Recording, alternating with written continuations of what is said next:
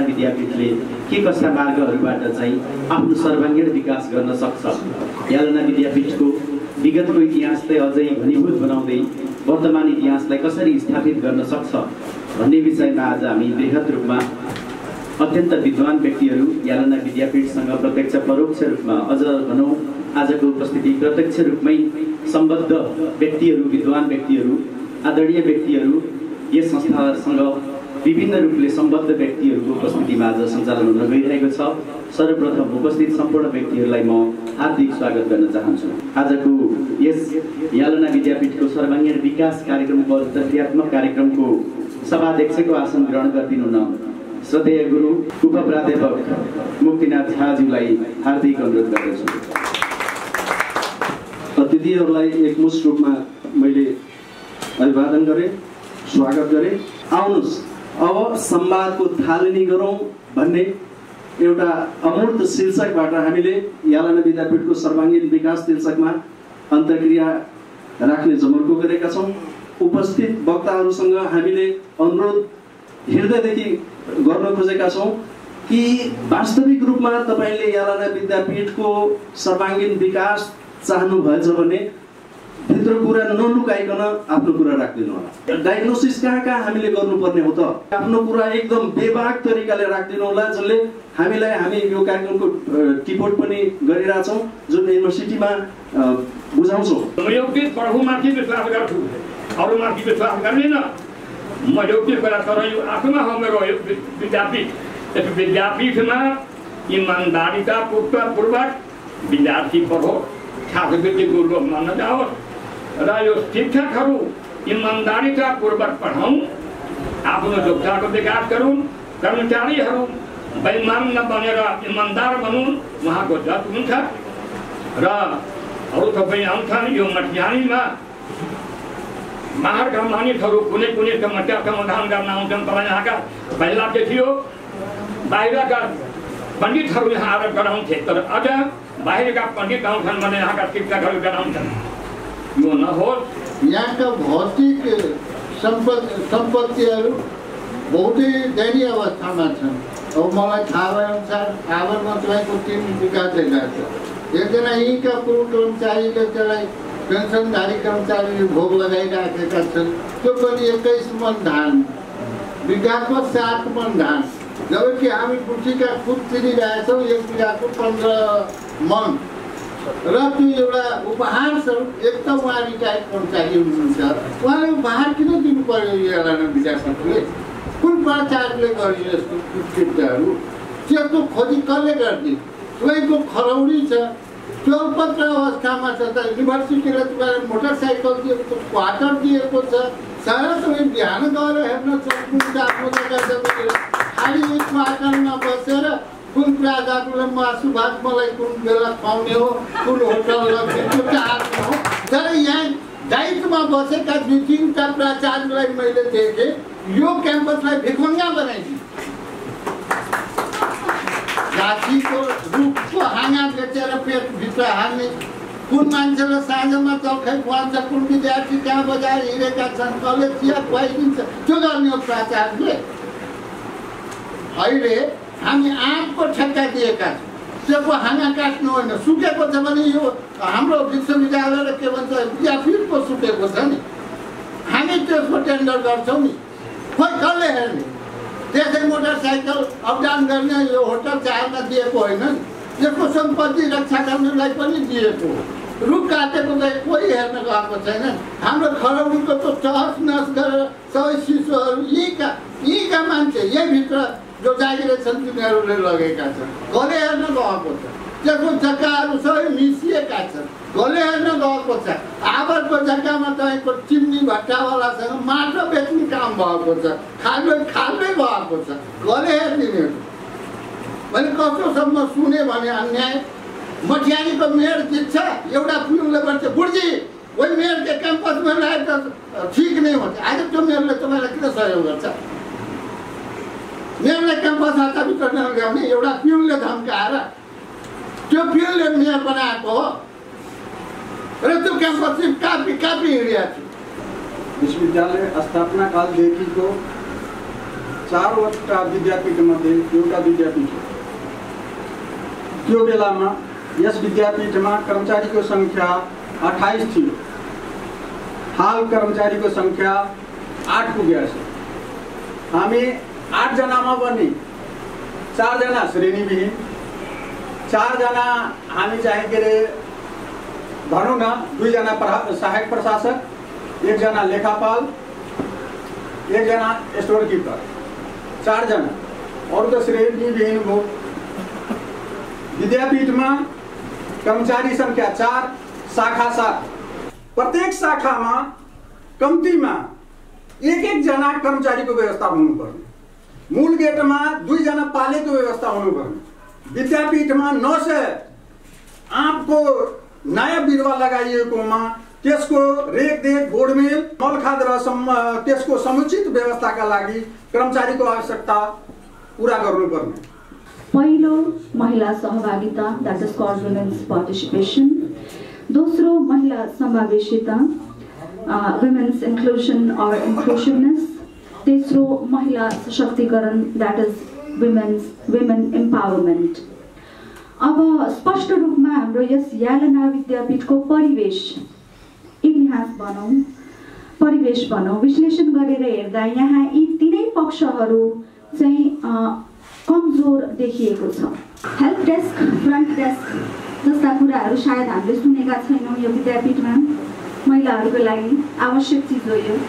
नियमित छात्राहरू चाहिँ कक्षामा उपस्थित नभइदिने, नियमित रूपमा छात्रवृत्तिको सहज पहुँचमा पनि कमी देखिएको छ। छात्राहरूलाई चाहिँ यसरी महिला प्राध्यापक र छात्राहरूको अनिवार्य सक्रिय भूमिका विद्यापीठको समग्र तथा दिगो विकासको लागि आवश्यक छ भने साथसाथै विद्यापीठको साथ सहयोग र समन्वय महिला प्राध्यापक छात्राहरूको उन्नयनका लागि अति आवश्यक रहेको छ। पुस्तकालयानां जीर्णानां पुस्तकानां नवीकरणं कर्तव्यं। तदनन्तरं शास्त्री कक्षा आचार्य कक्षानां पाठ्यपुस्तकानां पुस्तकानां वर्गीकरणं कर्तव्यं। वर्गीकरणेन छात्राः निश्चितरूपेण स्वेच्छितं पुस्तकं नयन्ति, तस्मिन् सरलाः भवन्ति। तत्र डिजिटलीकरणस्य आवश्यकता भवितव्या। आधुनिक क्षेत्रे अस्मिन् तु डिजिटलीकरणस्य आवश्यकता भवितुं शक्नोति। कथं तु डिजिटलीकरणेन बहूनि वस्तूनि ज्ञाप्यन्ते। तत्र पुस्तकालयस्य समिति निर्मातव्या। यहाँ एडमिसन आफ्टर +2 पाउँछन् कि पाउँदैनन् भन्ने आजसम्म यहाँबाट हामी बीचमा कहिले सहकार्य भएको छैन र आजको यस बैठकबाट, यो अन्तर्क्रिया कार्यक्रमबाट मैले आशा र विश्वास लिएर गइरहेको छु कि यस सम्बन्धमा तपाईहरू पनि ध्यान दिनुहुन्छ र त्यसबाट यहाँ पनि विद्यार्थीको भर्ना दर बढ्छन् र म कहाँबाट जुन पास आउट भएका विद्यार्थीहरू छन् उनीहरू पनि उच्च शिक्षा हासिल गर्ने मौका पाउँछन्। उनीहरूलाई यस क्याम्पसमा अध्ययन हुने विषयहरूको बारेमा परिचयात्मक कार्यक्रम गर्न पाए उनीहरूले पनि उच्च शिक्षा पाउनबाट वञ्चित हुने थिएनन् र यस क्याम्पसमा पनि विद्यार्थीहरूको संख्या जुन खस्किँदो क्रममा छ त्यसमा पनि वृद्धि हुनेछ। तसर्थ यदि विश्वविद्यालय रूपी जुन विशाल वृक्ष छ त्यो यदि स्वस्थ भयो भने त्यसका हाँगाहरू पनि स्वस्थ हुन सक्छन्। यसलाई चाहिँ सबैले सधैँभरि आत्मसात गर्नुपर्छ कि हाम्रो केन्द्र भनेको विश्वविद्यालयलाई हेर्ने हो। यो होइन कि अब म ख्यानीमा छौँ भने विश्वविद्यालयमा के हुँदैछ, हामीले विद्यापीठको मात्रै विकास गर्नु छ, हाम्रो परिधि भनेको विद्यापीठ मात्रै हो भनेर सोच्दा पनि बिग्रेको जस्तो अवस्था छ विश्वविद्यालयको। विश्वविद्यालयको जुनसुकै समस्यामा केन्द्रीय नेतृत्वहरूले मात्रै बोल्ने, मध्यानीले केही नबोल्ने, जनकपुरले केही नबोल्ने, धरानले केही नबोल्ने, को बोल्ने भन्दाखेरि केन्द्रीकृत। अब देश चाहिँ संहितातिर तापनि हाम्रो विश्वविद्यालयमा चाहिँ ताल्यकले लगायो भन्दाखेरि दाङ काठमाडौँ, कसले खोल्न लगायो भने दाङ र काठमाडौँ। तसर्थ मैले के आग्रह गरेँ भन्दाखेरि कि विश्वविद्यालयमा के हुँदैछ यो चासो हुनुपर्छ हाम्रो। विश्वविद्यालयमा के हुँदैछ, कुन अवस्थामा छ, किन भन्दाखेरि यदि विश्वविद्यालय स्वस्थ रहेन भने हामी जति कराए पनि जे गरे पनि यदि विश्वविद्यालय रहेन भने कुनै पनि वैचारिक सङ्घ र सङ्गठन जुन विश्वविद्यालयभित्र छ त्यसको अस्तित्व नै रहँदैन। तसर्थ विश्वविद्यालय कसरी स्वस्थ रहन सक्छ त्यसमा सबैको चासो हुनुपर्छ भनेर मैले आग्रह गरेँ। त्यसपछि अब विस्तारै विषयमा अब विश्वविद्यालयभित्रका वैचारिक सङ्गठनका कुरा गरे होला हामीले। यहाँ कुरा गर्दाखेरि वैचारिक सङ्गठन अन्य ठाउँमा पनि हुँदो रहेछ, तर हाम्रो जुन विषयवस्तु हो त्यो मलाई के लाग्छ भने वैचारिक सङ्गठन भनेको नेपाल संस्कृत विश्वविद्यालयको वैचारिक सङ्गठनहरू। अब सङ्गठनको सामान्य शब्दमा हामीलाई के थाहा छ भने सङ्गठन भनेको हामीले पढ्दाखेरि बुझ्दाखेरि साझा उद्देश्यको लागि 2 वा 2 भन्दा बढी व्यक्तिहरूको समूहलाई सङ्गठन भन्ने गर्छन्। यो परम्परागत अवधारणा हो सङ्गठनको। तर यहाँ वैचारिक सङ्गठन लेखिएको छ है साथीहरू। अब वैचारिक सङ्गठन भन्नाले के बुझ्ने त वैचारिक सङ्गठनले के बुझ्नु पर्यो भन्दाखेरि कि खास दार्शनिक विचारधारामा संलग्न वा त्यसलाई अवलम्बन गर्ने समूहहरूलाई चाहिँ वैचारिक सङ्गठन भनिन्छ। यसमा क्लियर हुनुपर्छ। अहिले जस्तै हामी अहिलेसम्म पनि म के हेर्छु भने विश्वविद्यालयमा कुनै व्यक्तिगत समस्या पर्यो भने सङ्गठनलाई भन्नुपर्छ यो गलत दिशातिर गइरहेको छ भने मेरो व्यक्तिगत विचार हो। किनभने हक हितको कुरा कसले गर्ने हो? नेपाल प्राध्यापक सङ्घले गर्ने हो। क्लियर छ नि त? किन नेपाल प्राध्यापक सङ्घ भनेको के हो भने साझा सङ्गठन हो। त्यसको मुख्य काम के हो भन्दाखेरि हक हित प्राध्यापकको हक हितको कुरा गर्ने। कर्मचारी सङ्गठनको काम के हो, सङ्घको काम के हो भने वैचारिक अलिक छिटो नै विषयवस्तु त सुरुवात उठाउने मात्र भयो। अनि ठिक छ। अनि के हाम्रो काम के हो भन्दाखेरि हामी यो कुरालाई कसरी प्रमाणित गर्न सक्छौँ वा कसरी हेर्न सक्छौँ भन्दाखेरि कि कुनै विद्यापीठमा र अहिले 1-2वटा विश्वविद्यालयमा मैले यसो हेर्न पाएँ। सिङ्गो विश्वविद्यालयमा विभिन्न वैचारिक सङ्गठनहरूमध्ये कुनै वैचारिक सङ्गठनको 1 जना 2 जना मात्रै रहेका छन् भनेको पुरै सिङ्गो विश्वविद्यालयमा जम्मा 3 जना, एउटा विचार समूहका जम्मा 3 जना। यसको मतलब त त्यो 3 जनालाई त मजाले थाहा छ कि 3 जनाले हामी केही गर्न सक्दैनौँ, डिसीलाई दबाब दिन सक्दैनौँ, रजिस्ट्रारलाई दबाब दिन सक्दैनौँ, विश्वविद्यालयमा आफ्नो हक हितलाई स्थापित गर्न सक्दैनौँ। तापनि ती 3 जना किन लागेका छन्? किनभने दार्शनिक विचारधारालाई अवलम्बन गरेर लागेका रहेछ। यो कुरामा हामी क्लियर हुनुपर्छ। अब त्यसपछि म डाइरेक्टै विषयमा आएँ। कुरा त अरू त्यसलाई होइन भन्ने हिसाब थियो। डाइरेक्ट विषयमा विषय चाहिँ के रहेछ भने वैचारिक सङ्गठनहरूको भूमिका चाहिँ विद्यापीठको सर्वाङ्गीण विकासमा के रहेछ। त अब जहाँ वैचारिक सङ्घ सङ्गठनहरू भनेर लेख्नु भएको रहेछ आयोजक कमिटीले, त्यो ठिक गर्नुभएको छ। अहिलेसम्म के देखिन्छ भन्दाखेरि कि वैचारिक सङ्घ सङ्गठनहरूले आफूभन्दा भिन्न विचार भएका सङ्घ सङ्गठनहरूसँग परामर्श नगर्नु, यो हाम्रोमा खराबी रहेछ। र आज जुन विश्वविद्यालय जहाँ पुगेको छ त्यसमध्ये विभिन्न कारणहरूमध्ये यो प्रमुख कारण हो। विश्वविद्यालयभित्र रहेका सङ्घ सङ्गठनहरू चाहिँ त्यसका प्रथम उद्देश्य वा अन्तिम उद्देश्य के हो भने विश्वविद्यालयको हित, विश्वविद्यालयको विकास, विश्वविद्यालयको कल्याण, चाहे त्यो डेमोक्रेटिक होस्, राष्ट्रिय सङ्गठन होस्, प्राध्यापक सङ्गठन वा प्रगतिशील होस्। दोस्रो बाटो के रहेछ भन्दाखेरि स्थानीय निकाय र प्रदेश, फेरि केन्द्र छैन है। यसमा क्लियर हुनु। हामीले जति कोसिस गर्नु भयो जुन सङ्गठन लगाए पनि केन्द्रले विद्यापीठलाई 1 रुपियाँ पनि दिँदैन। यसमा म क्लियर छु। मैले यो कतिचोटि कोसिस पनि गरेँ हो।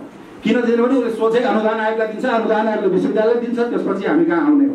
हामीलाई केन्द्रले दिँदैन। दिन्छ कसले वा दिन कसले सक्छ भन्दाखेरि प्रदेशले र स्थानीय तहले।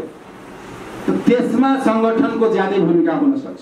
निबन्ध प्रतियोगिता हो होइन, वाद विवाद प्रतियोगिता हो, जस खेलकुद प्रतियोगिता हो, भलिबल इत्यादि, कबड्डी इत्यादि प्रतियोगिताहरू छन्। धेरै अतिरिक्त क्रियाकलापमा आउँछ। जस्तै हाम्रो यो वाल्मिकी विद्यापीठमा जस्तै हुन्छ यो कर्मकाण्ड प्रशिक्षण, त्यस्ता जुन 3 महिने कार्यक्रम या 6 महिने कार्यक्रम छ त्यो पनि यहाँ भइदिँदा राम्रो हुन्थ्यो। यो संस्कृत सम्भाषण कार्यक्रम होइन, 1 महिना चल्नेवाला जुन यो संस्कृत सम्भाषण शिविर छ त्यो पनि यहाँ मध्याह्नीमा हुँदा धेरै राम्रो हुन्थ्यो। छात्रवृत्ति जो छ पढ्ने उपस्थित हुने विद्यार्थीले मात्र छात्रवृत्ति प्रदान गर्नुपर्छ। परीक्षा पनि मर्यादित किसिमले लिनुपर्छ, गर्नुपर्छ, अनि मात्रै के हुन्छ पढाइतिर विद्यार्थी आकर्षित हुन्छ। निर्माण काम चाहिँ विश्वविद्यालयकै भरमा रह्यो भने निर्माण काम हुँदैन अबको स्थितिमा। त्यसैले विद्यापीठले स्थानीय सरकार र प्रत्येक सरकारसँग समन्वय गरेर निर्माण काम अगाडि बढाएपछि मात्रै पर्छ। त्यसमा उसले विश्वविद्यालयले केही थप दिने मात्रै हो, सम्पूर्ण काम अब स्थितिमा पहिला जस्तो स्थिति अब छैन।